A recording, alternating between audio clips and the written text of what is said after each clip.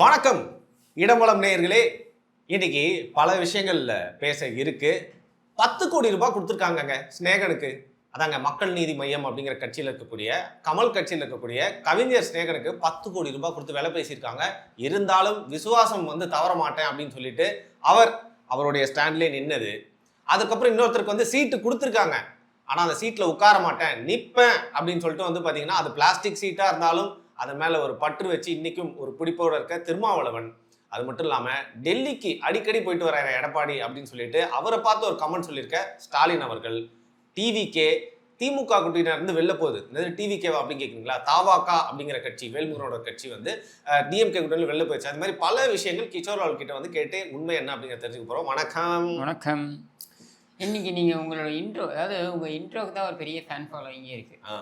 நீங்கள் இந்த அடுக்குமொழியில் அந்த இன்ட்ரோ கொடுத்தீங்க, நீங்கள் அதை தவற விட்டுட்டீங்க. ஐயோ, எனக்கு எப்படி, அதாவது எனக்கு எப்படின்னா நம்ம பேசுகிற விஷயங்களை மறந்து நம்மள அந்த ஒரு அடுக்குமொழி காமெடியாகவே பார்த்துட போகிறாங்களோ, ஒரு டிஆர் மாதிரி ஆயிர போகிறோமோ அப்படின்னு சொல்லிட்டு சில நிஜமாவே இந்த புலி அந்த புலி சிங்கம் புலி ரைட். இல்லை, டோல் பூத்தை பார்த்தாலே கொந்தளிச்சிருவாரு நம்ம வேல்முருகன்.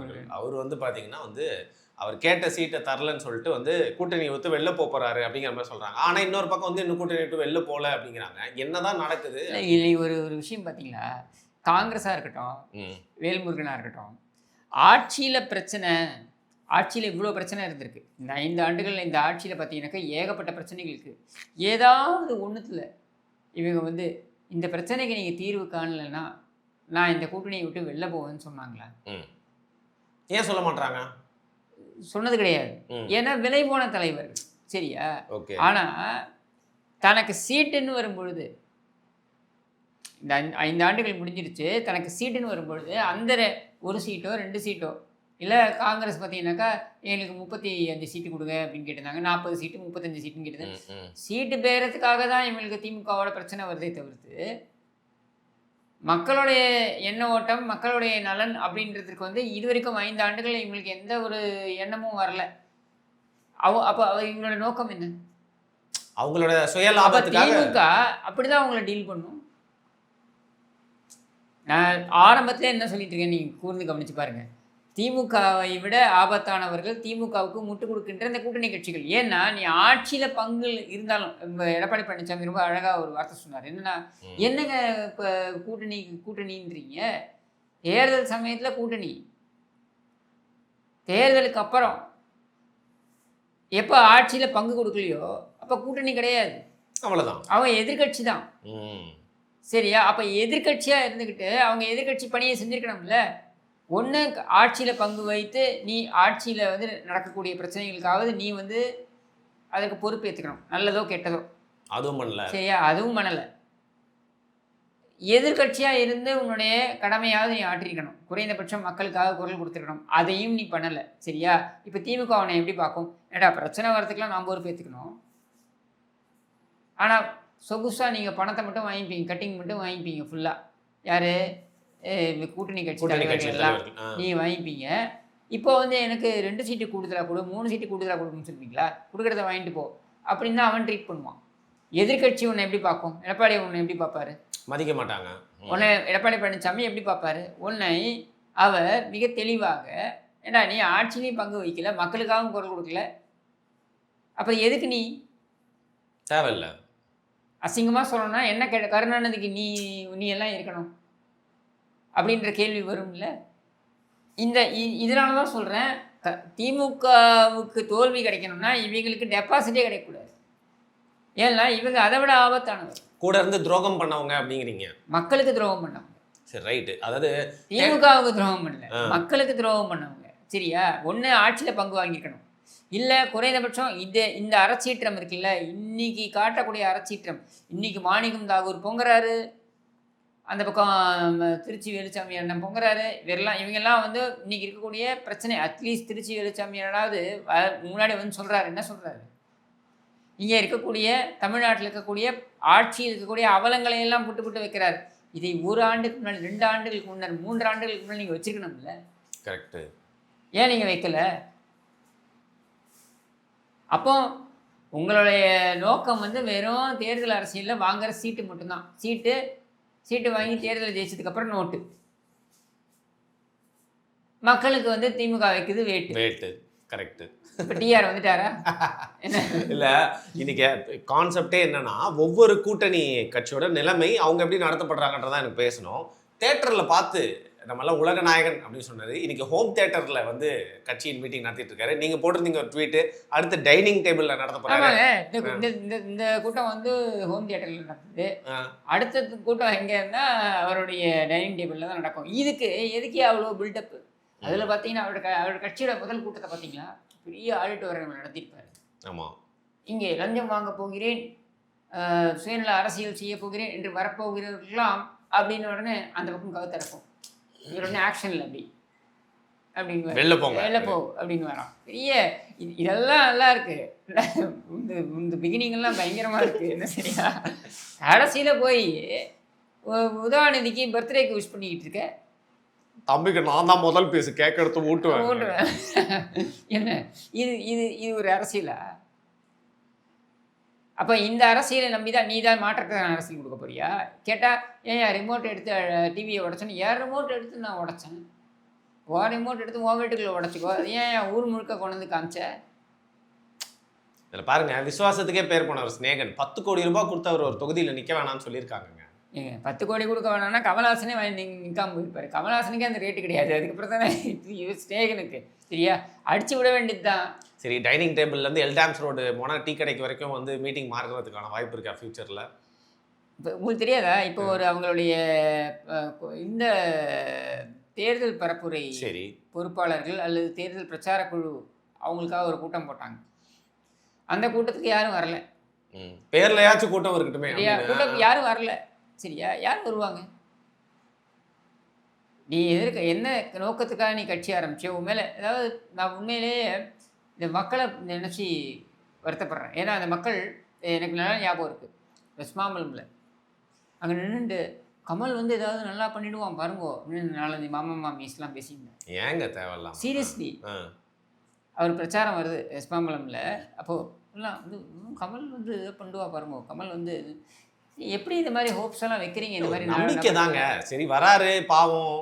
அதான் சொல்கிறேன். அப்போ எத்தனை வாட்டி இந்த மாதிரி நம்பிக்கையை வைத்து ஏமாந்து போவீங்க? எத்தனை பேர் மேலே இந்த மாதிரி நம்பிக்கை வைத்து ஏமாந்து போவீங்க? இங்கே உன்னுடைய தெருவு முனையில் இருக்கக்கூடிய உன்னுடைய பிரச்சனையை தீர்க்கிறதுக்கு வரக்கூடியவன் யார்? இங்கே இருக்கக்கூடிய இயங்கக்கூடிய பல ஆண்டுகளாக இயங்கி கொண்டிருக்கக்கூடிய கட்சிகள் தான். சரியா, அவன்கிட்ட குறைகள் இருக்கும், இல்லைன்னு நான் சொல்ல. ஆனால் அந்த குறைகளை கடந்தும் அவன் வந்து ஸ்திரமாக உங்கள் கூடயே பயணிச்சிட்டு இருக்கான். எவனோ ஒருத்த வேலை வந்து உன்னோட ப்ராப்ளமை சூப்பர்மேன் மாதிரி சால்வ் பண்ணுவானா? இப்படியெல்லாம் போய் வாக்குகள், அதாவது நம்ம ஒரு நாள் எடுக்கக்கூடிய அந்த ஒரு டெசிஷன் இருக்குது பாருங்கள், அது 5 ஆண்டுகளுக்கு இந்த மாநிலத்தை பாதிக்கும், நம்மளுடைய அடுத்த தலைமுறைகளை பாதிக்கும் அப்படின்றத கூட சிந்திக்க முடியாத ஜனங்கள் நினைக்கும் பொழுது தான் எனக்கு வருத்தமாக இருக்குது. இத்தனைக்கும் பார்த்தீங்கன்னாக்க அறிவார்ந்த ஒரு சமூகம் இந்த சமூகம் என்ன சரியா, அறிவுபூர்வமாக. அதனால தான் மக்களை என்றைக்குமே நான் வந்து குறைச்சி ஏற்பட மாட்டேன். அவங்கள வந்து நான் வந்து அவங்களுடைய அறிவுத்திறனுக்கு வந்து நான் என்றைக்குமே வந்து I give respect to that. பாமர மக்களுக்கு என்னை விட அதிகமான சராசரியாக இருக்கக்கூடிய பாமர மக்களுக்கு என்னை விட அதிகமான அறிவு இருப்பதாக தான் நான் நினைக்கிறேன். அப்படிதான் பார்க்கணும். நான் அவங்கள்ட்ட நான் நிறைய கற்றுக்கிறேன். சரியா, அப்படி இருக்கும் பொழுது எப்படி இந்த மாதிரியான ஒரு இம்பல்சிவ் முடிவு, அதாவது நம்மளுடைய உணர்வுக்கு முக்கியத்துவம் கொடுத்துட்றாங்க, அறிவுக்கு முக்கியத்துவம் கொடுக்குறதோட உணர்வுக்கு முக்கியத்துவம் கொடுத்துட்றாங்க. அப்படின்றதுனால தான் இந்த மாதிரியான முடிவுகள்லாம் வருது. நீங்கள் பாருங்கள், ரொம்ப யதார்த்தமாக ஜஸ்ட் அப்படியே சிற்கா 2021க்கு எடுத்துகிட்டு போங்களேன். என்ன பேச்சு பேசினாப்புல கமல்ஹாசன்? அப்படியே புரட்டி போட்டுருவேன், வானத்தை வில்லா வளைச்சிருவேன். 3% ஓட்டு போட்டாங்கங்க. 3% அந்த 3% தக்க வைக்கிறது கூட உன்னால் முடியல அப்படின்றதுனால ஏன் கொண்டு போய் நீ அடமானம் வச்ச? யாரை நீ வந்து ஊழல் குடும்பம்னு சொன்னியோ, யார் பேரை சொன்னாலே அது வந்து கருணாநிதிக்கு அவமானம்னு சொன்னியோ, நார்மலாக கருணாநிதின்றதான் கெட்ட வார்த்தை. ஆனால் இவர் என்ன சொன்னார்னா, ஸ்டாலின் என்று சொன்னாலே அது கருணாநிதிக்கு அவமானம்னு சொன்னாரா இல்லையா? ஆமாம். இல்லையா, அதே ஸ்டாலின் போய் நிற்கிறே, வெக்கமாகவே இருக்காதா? கூச்ச நாச்சமே இருக்காதா? கொஞ்சம் கூட கூச்ச நாச்சம் கிடையாது. அப்போ இந்த மாதிரியான ஒரு நபர் சரியா, இவரை நம்பி இந்த மாநிலத்தையே ஒப்படைக்கணும்னு ஒரு சில லட்சம் பேர் நினச்சிருக்காங்க அப்படின்னா இது ஒரு பேத்தடிக். ஐ ஃபீல் சேட், வருத்தமாக இருக்கு. சரி, வாட்ஸ்அப்பில் வந்து பார்த்தீங்கன்னா யாராவது ஃபார்வர்ட் மெசேஜ் அனுப்பிச்சிட்டே இருந்தால் அவங்க வந்து பிளாக் பண்ணணும் பூமர்ஸ் அப்படின்னு சொல்லிட்டு உங்களுக்கு தோணலாம். அந்த மாதிரி வந்து பார்த்தீங்கன்னா வந்து ரோமாபுரியிலே அப்படின்னு சொல்லிட்டு வந்து பார்த்தீங்கன்னா வாய்ஸ் மெசேஜாக அனுப்பிட்டே இருக்காராம். இப்போ வேற கொஞ்சம் வேலை கம்மியாக இருக்கிறதுனால நம்ம சிஎம் வந்து அதெல்லாம் பார்த்து டென்ஷன் ஆகி வைகோ அவர்கள் வந்து பிளாக் பண்ணிட்டாங்க. நீ பேசாரமாக இருந்தாலே இந்த சீட்டு கொடுப்போம் அப்படின்னு சொல்லிட்டாங்க. சீட்டு ஒரே ஒரு சீட்டு தானே கொடுத்துருக்காரு. 4 சீட்டு அப்படின்னு பெருமையா எப்படிங்க நீ வந்து 4 சீட்டுன்னு பெருமையாக பேசுவீங்க? நீங்கள் 3 சீட்டு அவன் உதயசூரியன் சின்னத்தில் கொடுக்குறான், 1 சீட்டு தான் உனக்கு கொடுக்குறான். சரியா? அதையும் வெக்கமெல்லாம் வாங்கிட்டு வர. அதுக்கு நீ என்ன சொல்லியிருக்கலாம், அந்த கட்சியை கலைச்சிட்டு அவங்க கூட சேர்த்துட்டு போ. வாழ்க்கை ஒரு வட்டண்டா அப்படிங்கிற மாதிரி எங்கே ஆரம்பிச்சோமோ அங்கேயே முடிச்சு நீ அங்கே போக வேண்டியது தானே. எவ்வளோ இதில் பார்த்தீங்கன்னா அதிமுகவுடன் நான் இருந்தது தான் நான் செய்த மிகப்பெரும் பிழை கிடையாது. நீ செய்த மிகப்பெரும் பிழை என்ன தெரியுமா? உன்னை நம்பி தீக்குளித்தாம்பர் அவனுக்கு விசுவாசமாக நீ இருந்துக்கிட்டு இன்னைக்கு 1 சீட்டுனாலும் நான் வந்து கூட அவங்க கூட போகிறேன்றல, சீட்டே கொடுக்கலாலும் நான் போகிறேன்னு சொல்கிறல்ல. எனக்கு சீட்டே ஜெயிக்கலாலும் பரவாயில்ல, நான் தேர்தல் நிற்கிறேன்னு நீ சொல்லியிருந்தேனாக்க நீ அந்த உனக்காக இறந்தான் பார், சுப்ரீம் சாக்ரிஃபைஸ்.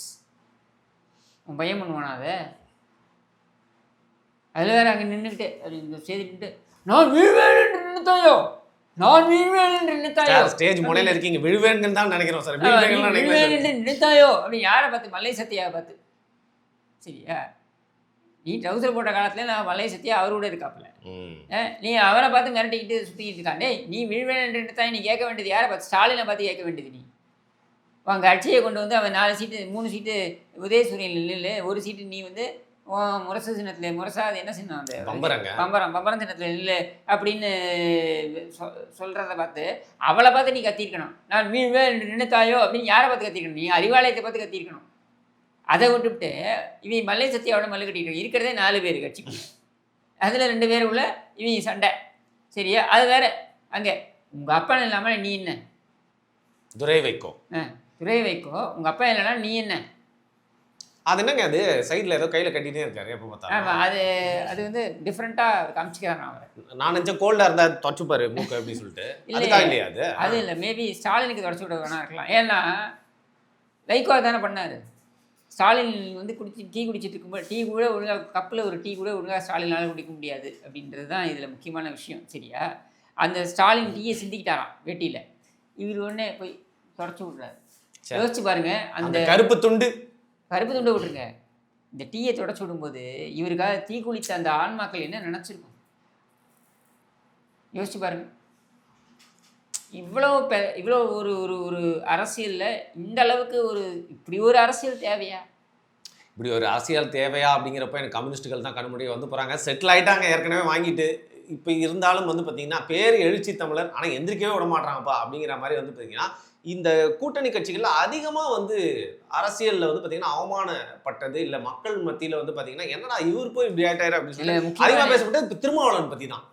இதில் நீங்கள் முக்கியமாக கவனிக்க வேண்டியது என்னென்னா, திருமாவளவன்ட்ட தான் கடைசியாக பேச்சுவார்த்தை நடத்துகிறாங்க கூட்டணி. சரியா? ஆனால் அதுக்கு முன்னாடியே தேமுதிக நடத்திட்டாங்க பேச்சுவார்த்தை. நடத்திட்டு அதை அறிவிக்காமல் இருக்காங்க. எவ்வளோ எண்ணிக்கைன்றதை அறிவிக்காமல் இருக்காங்க. ஏன்டா அறிவிக்காமல் இருக்கீங்க அப்படின்னா, மாநிலங்களவை தேர்தல் வர்றதுனால அதுக்காக நாங்கள் முன்னாடியே அங்கே உடன்படிக்கை போட்டோம் அப்படின்ட்டு. இது ஏன்டா அறிவிக்கலை? அதோட சேர்த்து அறிவிக்க வேண்டியதுன்னு. ஏன் அறிவிக்கலைன்னா, அதை அறிவிச்சிட்டா இப்போ இவ்வளோ நாள் நாங்கள் முட்டு கொடுத்தது, இவ்வளோ நாள் நாங்கள் உங்கள் கூட இருந்ததுக்கு இதானா அப்படின்னு இவங்க கேட்டுருவாங்கன்றதுனால இவங்கெல்லாம் முடிச்சுட்டு அவங்கள்ட்ட வருவேன்ட்டு அதுதான் உஷாராயிட்டாங்க திருமாவளவனும் மார்க்சிஸ்டும். அவங்க இப்போ என்ன சொல்கிறாங்கன்னா, நீ அவங்களுக்கு எவ்வளோ கொடுக்க போகிற அதை அறிவி, அண்ட் அவங்கள விட எனக்கு ஒன்று ஜாஸ்தியாக இருக்கணுன்றார் திருமாவளவன். ஏன்னா அந்த லெட்டர் பேரில் அந்த அறிவிப்பு வருது இல்லையா, கூட்டணி கட்சிகள் அறிவிப்பு வருது இல்லையா, அதில் திமுகவுக்கு அடுத்தது காங்கிரஸ்க்கு அடுத்தது இவருக்கு தான் இருக்கணும் அப்படின்றதுல அவர் ரொம்ப தெளிவாக ஹைரார்க்கியில் அவரோட தான் வரணும் அப்படின்னு நியாயமான தப்பு இல்லை இல்லையா, நியாயமான ஒரு எண்ணம். ஏங்க 0.4% ஓட்டு வச்சுட்டு இருக்க தேமுதிகவுக்கு நீ 10 சீட்டு தூக்கி கொடுப்ப, நீ 6 சீட்டு கொடுக்கறதுல 7 சீட்டு கொடுக்கலாமா, 6 சீட்டு கொடுக்கலாமா, 7 சீட்டு கொடுக்கலாமா, நீ வந்து திருமாவளவன்ட்டு நீ வந்து பார்கெயின் பண்ணுவியா? இது தப்பு இல்லை. கோவப்படுவார் கண்டிப்பா, ஆனால் கோவப்படுற மாதிரி தெரியலையே.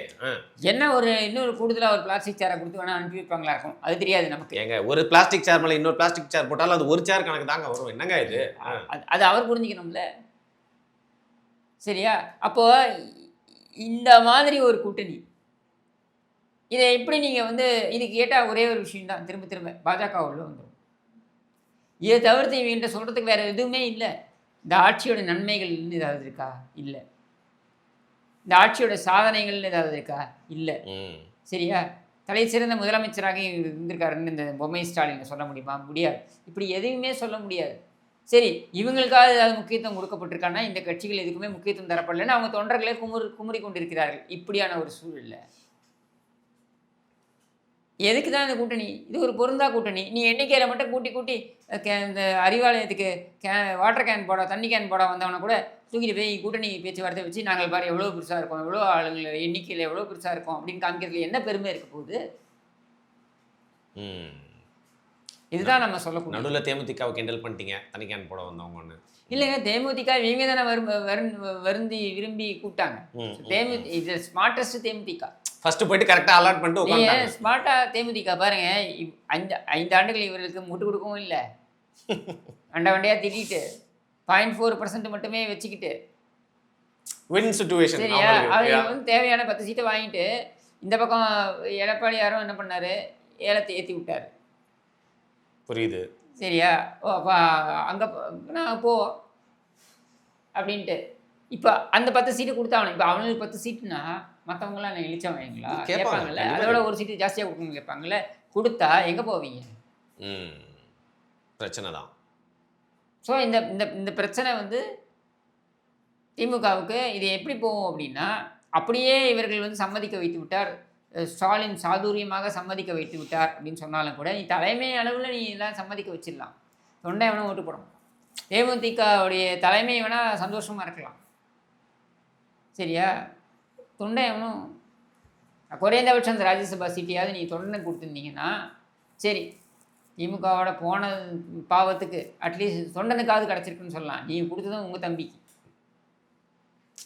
சொந்தம் அப்படின்னும் பொழுது தொண்டனுக்கு என்ன கிடைக்க போகுது? இல்லை, கரெக்டு தான். இப்போது மும்பைக்கு வந்து விஜய் போயிருக்காரு அப்படிங்கிறதோட எடப்பாடி அவர்கள் டெல்லிக்கு போனதை தான் வந்து பார்த்தீங்கன்னா அதிகமாக எல்லாருமே பொருளாக பேசிகிட்டு இருக்காங்க. நியாயமாக பேசணும். இல்லை, ஸ்டாலின் அவர்களுடைய அந்த கமெண்ட்டை பற்றி என்ன நினைக்கிறீங்க? இல்லை, அவர் திரும்பி இது டெல்லிக்கும் தமிழ்நாட்டுக்குமான போர் இல்லை.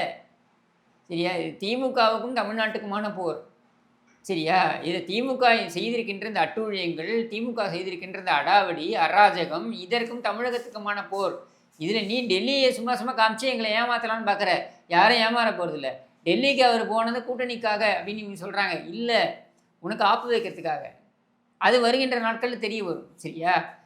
நம்ம இவ்வளோ நாளாக சொல்லிக்கிட்டு நடவடிக்கை எடுக்கும்னு எதுவும் நடக்கலைன்னு. இப்போ நீங்கள் ஒன்று ஒன்றா பார்ப்பீங்க. சரியா? அது மட்டும் இல்லாமல் தேர்தல் ஆணையம் இப்போ மேற்கு வங்கத்தில் பார்த்தீங்கன்னாக்கா ஹோம் செக்ரட்டரி, அதுக்கப்புறம் கமிஷனர், டிஜிபி எல்லாத்தையும் மாற்றிட்டாங்க. இப்போ இங்கேயும் அது நடக்க போகுது. இந்த மாதிரியான பல்வேறு விஷயங்கள் இங்கே இருக்கக்கூடிய சட்டம் ஒழுங்கு நிலவரம். இதில் பார்த்தீங்கன்னாக்கா பட்டியாக இவங்க வந்து என்ன பண்ணுறாங்க, பட்டிகளை கிரியேட் பண்ணி அதில் கொண்டு போய் ஆட்களை எல்லாம் கொண்டு போய் அதையெல்லாம் வந்து இவங்க எல்லா இடத்துலையும் உருவாக்கிட்டு இருக்காங்க. பட்டுவாடா. இதெல்லாம் சம்பந்தமாக இதுக்கெல்லாம் நடவடிக்கை எடுக்கணும். ஐடி, இடி இதெல்லாம் நடவடிக்கை எடுக்கணும், பாயணும் அப்படின்றதுக்காகத்தான் அவர் போனது. சரியா? அது வருகின்ற நாட்கள் அது வெளிப்படையாக சொல்ல முடியாது அவரால். அது வருகின்ற நாட்களில் தெரிய வரும். சரி, அப்படியே அவர் கூட்டணிக்கு பேசியிருந்தாலும் உன் வரலாறு என்ன?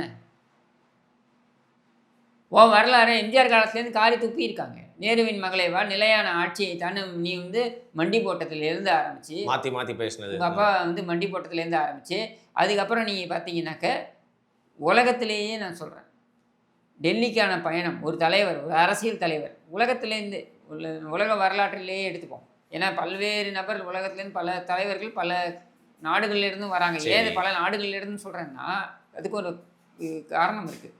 உலகத்திலேயே ஒரு அரசியல் தலைவர் ஒரு கேடுகட்ட விஷயத்திற்கு டெல்லிக்கு பயணமானார்னா அது கருணாநிதி மேற்கொண்ட பயணம். அது வந்து 2009 மே 18. ஒரு பக்கம் அதில் பார்த்துருப்பீங்க, விடுதலை புலிகளுடைய தலைவர் பிரபாகரன் அவர்கள் மரணம் அப்படின்ற செய்தி இந்த பக்கம் கருணாநிதி டெல்லிக்கு அமைச்சரவையில் பங்கு பெறுவதற்காக பேரம் பேசுவதற்காக டெல்லி பயணம், சோனியாவை சந்தித்தார் அப்படின்னு சொல்லி ஒரு பக்கம் மரணம், ஒரு பக்கம் பயணம். விடுதலை புலிகளுடைய தலைவர் மட்டும் இறந்து போகல, கொத்து கொத்தாக தமிழர்கள் எவ்வளோ பேர் இறந்தாங்கன்றது நம்ம எல்லாருக்குமே தெரியும். இந்த போருக்கு பின்னால் நின்றவர்கள் யாருன்றது நம்ம எல்லாருக்குமே தெரியும். சரியா? அப்போது அந்த ஒரு துயர சம்பவம் நடந்து கொண்டு இருக்கும் பொழுது கூட அமைச்சரவையை தள்ளி போட்டுக்கலாம் நம்ம அப்படின்னு சொல்லக்கூட மனம் இல்லாமல் நீ அங்கே போய் பேரம் பேசுறதுக்காக அங்கே போயிருக்க பார், அதே நாளை நீ தேர்வு செஞ்சு போன பார். இதை விட ஒரு கேவலம் இருக்க முடியுமா? துரோகம். இதை விட ஒரு பச்சை துரோகம் கேவலம் இருக்க முடியுமா? இது செய்தது கருணாநிதி. இது அடிமைத்தனம் இல்லையா? சுயமரியாதை கொண்ட ஏதாவது ஒரு தமிழன் இது செய்வானா? இது செய்தது கருணாநிதி. சரியா? சரி, உன் கதையே எடுத்துப்போம். ராகுல் காந்திக்கு காங்கிரஸை சொல்றதுக்கு முன்னாடி நீ போய் இப்போ அவர் தான் பிரதமர் வேட்பாளர்னு நீ சொன்னீங்க. ஃபர்ஸ்ட் சொன்னார் இவர் தான், காங்கிரஸே சொல்லலை, இவர் சொன்னார். இப்போ இன்னைக்கு கூட்டணி வச்சு இத்தனை நாள் ஆச்சு இல்லை? கிரீஷ் சோடங்கரும் அந்த கேசி வேணுகோபாலும் வந்து கையெழுத்து போட்டு போனாங்க. கேசி வேணுகோபால் அறிவாலயத்துக்கே வரல அன்னைக்கு கையெழுத்து போடுறதுக்கு. சரியா? கிரீஷ் சோடங்கரும் அந்த செல்ல பிறந்தகையும் தான், 2 பேரும் மட்டும்தான் அங்கே வந்தாங்க. கையெழுத்து போட்டிங்கல்ல, சொல்லுங்கள். இது வரைக்கும் ராகுல் காந்தி ஒரு ட்வீட் போட்டாரா? இல்லையே. தெரியுது ரொம்ப அப்பட்டமா. உன்னை மதிக்கவில்லை டெல்லின்னு தானே அர்த்தம். உன்னை அவமானப்படுத்துகிறது டெல்லின்னு தானே அர்த்தம். மற்ற எல்லா இடத்துலையும் தேர்தலுக்கு போகிறாரு, பரப்புரைக்கு போகிறார். கேரளாவுக்கு போயிட்டு வந்துட்டார், அஸ்ஸாமுக்கு போகிறாரு. தமிழ்நாட்டுக்கு வரப்போகிறாரா? காத்திருப்போம். வருவாரா? புதுச்சேரி கூட போவார். தமிழ்நாட்டுக்கு வராரா? பாருங்க. கொஞ்சம் வாய்ப்பு இல்லைங்கிறீங்க. உன்னை அவமானப்பட உன்னை மதிக்கலை அவங்க. உன் கூட விரும்பாத ஒரு நிலையில தான் கூட்டணி வச்சுருக்காங்க. ஏன்னா உன்னுடைய தலைவர்கள், இங்கே இருக்கக்கூடிய மாநில தலைவர்கள், இந்த செல்வ பிறந்தகளை ஆரம்பித்து எல்லாரும் விலை போய்விட்டார்கள். அதனால் அவர்கள் வேறு வழி இல்லாமல் வந்து அதை ஏற்றுக்கிட்டாங்க. அவங்களுக்கு விருப்பம் இல்லை. இல்லைன்னா வாழ்த்தாவது தெரிவிச்சுக்கணுமே. தெரிவிச்சாரா? என்னதான் இருந்தாலும் உங்களை வந்து பார்த்தீங்கன்னா வந்து ஒரு இடத்துல பார்த்தா வந்து எதிர்பாராத இடத்துல பார்த்தா ஒரு சந்தோஷம் இருக்கும் அப்படிங்கிற மாதிரி கலைஞர் டிவியோட நியூஸ் கார்டில் உங்களை பார்க்குற ஒரு சந்தர்ப்பம் எனக்கு கிடச்சிது. உங்கள் என்னதான் திமுகவை எதிர்த்து பேசினாலும் உங்களை அழகான லட்சணமான ரொம்ப ஒரு ஹேண்ட்ஸமான ஃபோட்டோ எடுத்து அந்த நியூஸ் கார்டில் போட்டிருந்தாங்க. உங்களுக்கு எதிராக வந்து வழக்கு தொடுக்க வந்து பார்த்தோன்னா பெண்கள் யாரோ திமுகவுடைய வழக்கறிஞர் அணியிலிருந்து போய் வழக்கு தொடர்ந்துருக்காங்க அப்படின்னு சொல்லிட்டு.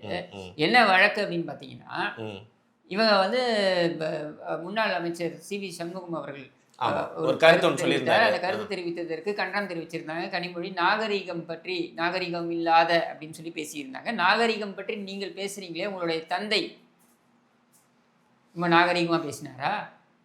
சட்டமன்றத்திலேருந்து ஆரம்பித்து எடுப்போமா உங்கள் தந்தை பேசிய பேச்சுக்கள் எல்லாம்? நாடாவை அழுத்து பாவாடையை தூக்கிப்பாருன்னு சொன்னது யாரு? மைக்கை இப்படி மூடிக்கிட்டு சில ஜெயலலிதாட்ட சண்டைக்கு போகும்பொழுது அவங்க வந்து நீ ஊழல்வாதி, நீ வந்து இந்த நிதிநிலை அறிக்கையை படிக்கக்கூடாதுன்னு சொன்னாங்கன்ற ஒரே காரணத்துக்காக மைக்கை மூடிக்கிட்டு சோழன் பாபு ஓட்டு படிக்க சொல்லிட்டோமான்னு கேட்டது யார்? எது நாகரிகம்னு கேட்குறீங்க? எவ்வளவு பச்சை இது கொச்சை வார்த்தைகள், பச்சைகள் கொச்சை வார்த்தைகள். சரியா? அவ்வளவு கொச்சை வார்த்தைகளும் வந்து பேசியதெல்லாம் உங்கள் தந்தை கருணாநிதி. உங்கள் அண்ணன் பேசாத பேச்சா? இந்திரா அம்மையாரை பற்றி மாதவிடாய் ரத்தம்னு சொன்னது யார்? அப்பொழுதெல்லாம் வராத கோவம் உங்களுக்கு இப்போ வருதா? அது நாகரிகம் என்பது ஒரு சாராருக்கு மட்டும்தான் பொருந்துமா? உங்களுக்கு பொருந்தாதா? உங்கள் குடும்பத்தில் இருக்கக்கூடிய அந்த கருணாநிதி, ஸ்டாலின், உதவாநிதின்னு தொடர்ச்சியாக அநாகரிகமாக நடந்து கொண்டும் பேசிக்கொண்டும் வருகிறார்களே, அப்பொழுதெல்லாம் உங்களுக்கு எங்கே போச்சு? போய் அவங்களுக்கு பாடம் எடுக்க வேண்டியதுன்னு உங்கள் வீட்டிலேருந்து ஆரம்பிங்க நாகரிக பாடத்தை அப்படின்னு சொன்னதுக்கு வழக்கம். இது கனிமொழியை கொச்சையைப்படுத்தி விட்டார்கள்ன்ட்டு. இதில் என்ன கருணாநிதித்தனம் பாருங்க. கனிமொழியை நான் என்றைக்குமே ஆதரித்து தான் பேசியிருக்கேன். கம்பேரிட்டிவ்லி நம்ம பேசுகிறப்போ நீங்கள் கூட என்கிட்ட கேட்டிருக்கீங்க, என்ன நீங்கள் கனிமொழிக்கு நான் ஆதரித்து தான் பேசியிருக்கேன். ஏன்னா என்னை பொறுத்திருக்கு நான் எப்படி பார்க்குறேன் அப்படின்னா, திமுகவில் அவங்க வந்து உதாசீனப்படுத்தப்பட்டார்கள், ஒதுக்கப்பட்டார்கள், பலி கொடுக்கப்பட்டார்கள். இதெல்லாமே நான் ஐ பிலீவ் இன் தட். அதனால நான் வந்து அவங்கள மதிக்கிறேன். அது மட்டும் இல்லாமல் ஐ பிலீவ் தட் அங்கே ஒரு கேப்பபிலிட்டின்னு இருக்கக்கூடிய ஒரு தலைவராக இருந்தால் அது கனிமொழி தான் அப்படின்னு நான் நினைக்கிறேன். சரியா? அப்படி இருக்க நான் அவங்களை கொச்சைப்படுத்துவேன்னா இது அவங்களே நம்ப மாட்டாங்க. சரியா? அப்போது இங்கே என்ன, அதாவது இதை போட்டால் மற்றவங்க யாரும், ஏன்னா இப்போ என்ன ஆயிடுச்சுன்னா தேர்தல் அறிவிப்பு வந்த நாள்லேருந்து எல்லாருமே கொண்டாட ஆரம்பிச்சிட்டாங்க. எல்லாரும் கண்ணாபின்னு வெளுத்து வாங்குறாங்க வெளியில் வந்து. சரியா? அப்படி வெளுத்து வாங்குறாங்கன்றதுனால அவங்களுக்கு ஒரு பயம் கொடுக்கணுன்றதுனால இந்த மாதிரி சரி வழக்கு போடு, ஜெயிலில் போடு, என்ன இப்போ வெளியில் வந்து அதான் பேச போகிறேன். எதுவும் மாற போறது இல்ல. மா இது எப்படி மாறும்? உன் குடும்பத்தை எதிர்க்கிறதுன்றதே என் ரத்தத்தில் ஊறியது. எனக்கு உன் குடும்பம் பிடிக்காது. சரியா? அப்படி இருக்கும் பொழுது கருணாநிதியே எனக்கு பிடிக்காது. கருணாநிதி குடும்பத்தை எனக்கு பிடிக்காது. பிடிக்காதுன்றத நீ நீ வந்து ஃபோர்ஸ் பண்ணி பிடிக்க வைக்க முடியுமா? அப்ப நீங்க நீங்க என்ன வேணாலும் பேசுவீங்க. உங்க சிவாஜி கிருஷ்ணமூர்த்திலேருந்து ஆரம்பிச்சு உங்களுடைய மற்ற லகுட பாண்டிகள்லாம் இருக்காங்க. கட்சியில இருக்கக்கூடிய அல்லக்கைங்கள்லாம் ஆரம்பிச்சு என்ன வேணாலும் பேசுவீங்க. வாய்க்கு வந்தத பேசுவீங்க. யாரை பற்றி வேண்டுமானாலும் பேசுவீங்க. நாங்கள் வந்து ஒரு உண்மை நடந்த சம்பவங்களை எடுத்து நாங்க பேசணும்னாக்கா, உடனே நீங்க வழக்கு போடுவேன்னு மிரட்டுவீங்களா எங்கள? எத்தனை நாளைக்கு மிரட்டுவீங்க? ம். ரைட். இதுதான் உங்களுடைய கேள்வியா இருக்கு. இந்த நேரத்துல வந்து பார்த்தீங்கன்னா, சற்றும் தளராமல் தொடர்ந்து எதிர்கொண்டு திமுக அரசாங்கத்தை என்னதான் விமர்சனம் செஞ்சுட்டே பார்த்துருவோமே! ரைட்டு. தேர்தல்ல என்னதான் பார்த்துருவோமே அப்படின்னு சொன்னா கூட வந்து பார்த்தீங்கன்னா, மக்களோட மனச புரிஞ்சுக்கவே முடியல. அதனால தான் தினம் தினம் சந்திச்சு நெறைய தலைப்புகளோட, கேள்வியோட உங்கள வந்து நான் இப்பவும் சொல்றேங்க. நான் தீர்க்கமா நம்புறேன். மக்களை இவர்கள் மக்களிடம் கொண்டு போய் ஒரு கருத்தை திணிக்கிறார்கள். அது என்ன அப்படின்னா, திமுக ஜெயிக்க போகுது போகுது. அப்படின்ற ஒரு கருத்தை திணிக்கிறாங்க. ஆனா மக்கள்ட்ட நீங்க போய் கேட்டீங்கன்னா, நீங்க போய் சராசரியா இருக்கக்கூடிய மக்கள்ட்ட நீங்க கேளுங்களேன். 10ல ஒரு 6, 7 பேர் என்ன சொல்லுவாங்கன்னா, ம். நான் திமுகவுக்கு ஓட்டு போட மாட்டேன். ம். ஆனா ஆனா திமுக வந்துருவாங்க. அப்ப என்ன அர்த்தம்? நரேட்டிவ் செட் பண்ணியிருக்காங்க. இவங்க வந்து இந்த பர்செப்ஷனை கொண்டு போய் மீடியாவை வைத்து மற்ற இதெல்லாம் வைத்து இவங்கள்ட்ட இருக்கக்கூடிய ஆளு, சேனை, பணம் ம். இதையெல்லாம் வைத்து இவர்கள் அப்படி ஒரு கருத்தை கொண்டு போய் மக்கள்கிட்ட திணிக்கிறாங்க. ஆனா உண்மை என்னன்னா யாரும் விருப்பப்படல. நீ என்னதான் கருத்தை திணிச்சாலும் ஓட்டு போடுற அன்னைக்கு உன் மீடியா ஓட்டு போட போறதில்ல. உன் சோஷியல் மீடியா ஓட்டு போட போறதில்ல. மக்கள் ஓட்டு போட போறாங்க. சரியா? அப்போ மக்களுக்கு நல்லா தெரியும். அவங்க இனிமே கேட்குறேன். நான் பார்க்குறவங்கள்ட்ட கேட்குறேன். சரிங்க, திமுக வந்துரும்னு சொல்றீங்களே, நீங்க யாருக்கு ஓட்டு போடுவீங்க? நான் போட மாட்டேன். நீ போட மாட்டேன்னா 10ல் 7 பேர் இதெல்லாம் சொல்றீங்க. அப்புறம் எப்படியா வரும் திமுக? கரெக்ட். அப்போ புரிஞ்சுக்கோங்க. இதுல ஒரு கருத்தியல் திணிப்பு இருக்கு. ஒரு மாய தோற்றத்தை இவர்கள் ஏற்படுத்தி வைத்திருக்கிறார்கள். இதை உடைச்சி எறியணுன்ற நான். இதை உடைத்து எறிவதற்கான ஒரே வாய்ப்பு என்ன? தேர்தல் நாள் தான். சரி, இப்போ நம்ம தேர்தல் நெருங்க நெருங்க அதிகமாக நம்ம சந்திக்க வேண்டிய இருக்கோம் அப்படின்னு நினைக்கிறேன். மக்களும் நம்மளுடைய முகத்தை அதிகமாக வந்து பார்க்க வேண்டிய சூழ்நிலைக்கு தள்ளப்படுவீங்க. அதனால தொடர்ந்து வந்து பார்த்தீங்கன்னா, தினம் தினம் நம்மளுடைய காணொளிகள் வந்து உங்களை வந்து சேரும் அப்படிங்கிற ஒரு உத்தரவாதத்தை வந்து தெரிவிச்சுக்கிட்டு இன்னைக்கு இந்த காணொலியை முடிச்சுக்கிறேன். மிக்க நன்றி உங்களோட பதிலுக்கு. நன்றி.